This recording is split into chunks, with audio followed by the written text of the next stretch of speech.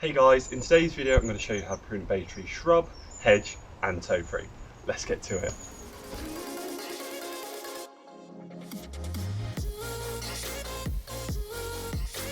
This is Laurus Nobilis, or what's commonly known as the bay tree. It's a Mediterranean evergreen plant which can be grown into a tree, a shrub, a hedge or be topiaried. The right time to do this is at the end of spring and during the summer months, which is well after the frost and when the plant is actively growing. As although it's a hardy evergreen shrub, it does get damaged by winter weather, so we want the new growth to have hardened by then. New leaves will emerge after we prune it, so we want these soft leaves to harden like this, so it can withstand the winter weather and prevent dieback. Here we have what were two bay lollipops that over the years have been pruned together to create this rectangular privacy screen. So with these, I'm going to get them back into shape. Using your shears, work your way around your shape, and whenever you come across a branch which is too thick, grab your pair of secateurs and cut it back in just that bit deeper, so you have an even leaf coverage around the outside shape. Then continue working around it with your shears.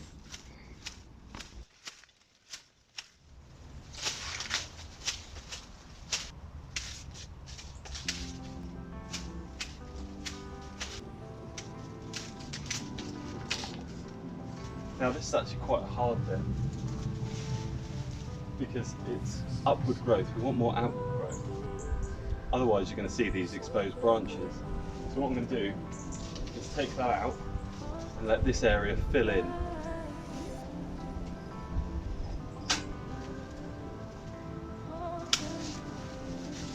And actually something like that doesn't look missed.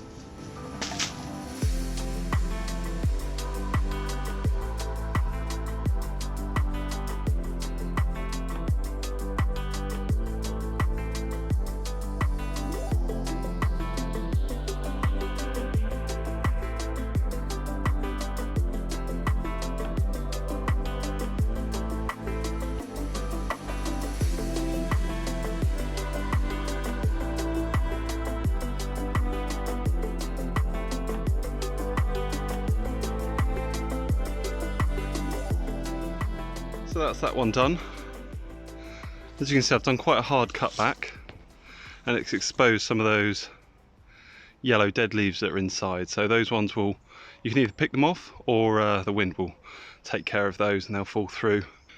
The top's still nice and green, which is good, and really thick. It's got a nice level on there as well. If there are any snagged cuts or cuts that just need tidying up, similar to something like this, where it's not actually to a node, so we want to take it back into there. Otherwise that would just die back. When pruning your bay, if you're not using shears, take your blade, go against the node there, and give a nice angle cut away from that leaf, and then you've got that bud, which is going to come out there with the new growth on it. Just to show you again, blade against the node, 45-degree angle, clean cut there, and you can see that new leaf node will shoot to create more leaves to thicken up this area. When it comes to pruning with secateurs, you want to prune back to a bud facing in the direction of the desired new growth. Now for most plants this is going to be to an outward facing bud, unless you're trying to fill a hole or get it to grow upwards. In this scenario we want to remove this shoot which is growing inwards, so we are cutting it back to the outward growth. Equally on something like this I could use a pair of secateurs, which I have done on the past, to get it back into shape. However, where this is mainly leaf coverage, not a huge amount of branches, you can still get a really nice finish with a pair of shears. Now for this one, something like a hedge cutter, pair of loppers and a saw is more suited. Once again, this is still possible to do with a pair of secateurs or shears, however it will take you a lot longer to get the job done. The same principle. Cutting with a hedge cutter is similar to the shears, getting a nice straight line, and then going back over with a pair of secateurs to take out any of those longer branches or any snag or poorly done cuts. So the cuts are done back to that node, so new leaves can shoot out of there nice and clean, so we don't get any dieback.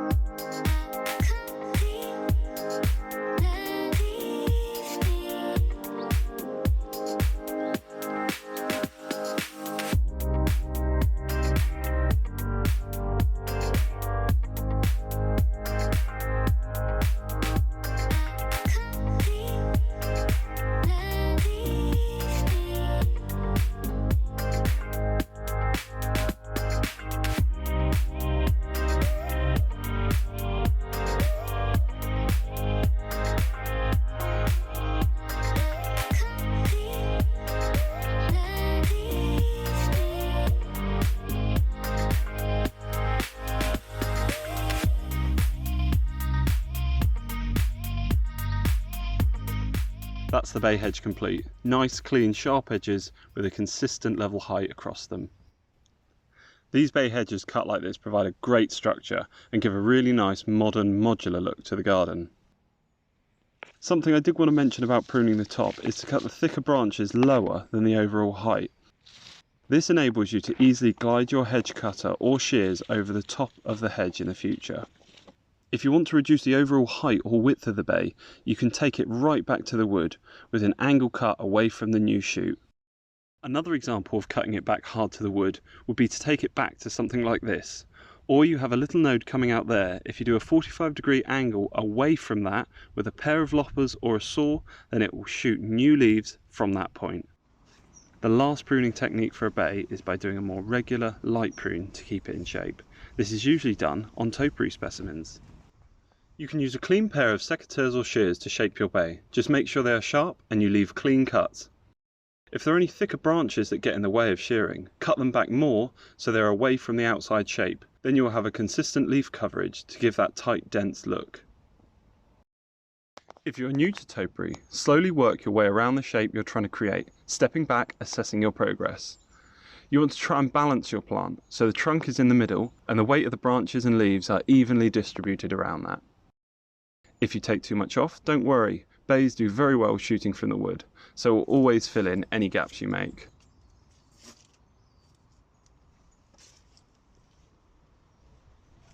Remember to clear up all your cuttings off the plant to prevent dead patches. I like to use the back of the rake to gently bounce them off. Don't forget to save some of the bay leaves. They're fantastic to use in the kitchen. Simply hang them upside down to dry them and you can preserve them in a jar for many years to come. And they're also super aromatic and fantastic to use in the home. That's it for this video. Hope you found it useful and entertaining. If you did, don't forget to like, comment and subscribe. Anyone who does so really helps the channel grow and it's much appreciated. Thank you for your time and I'll catch you in the next one. Cheers.